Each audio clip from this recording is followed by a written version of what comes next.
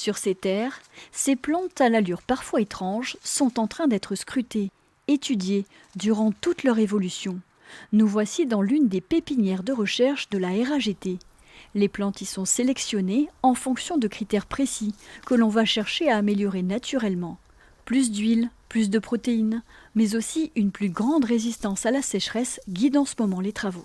On travaille sur les thématiques de la sécheresse, des températures, des nutriments et tous les impacts qu'a la plante dans le cadre de ce changement climatique. Et ça fait déjà des années qu'on travaille le sujet. Par contre, les cycles difficiles s'accélèrent.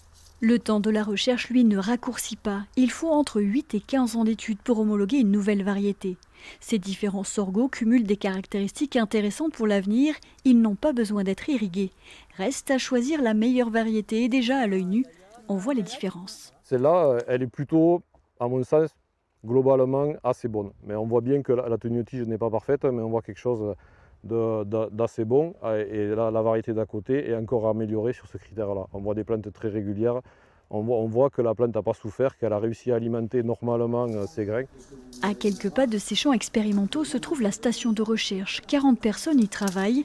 Quelques analyses sont réalisées dans le laboratoire. C'est le cas pour le tournesol.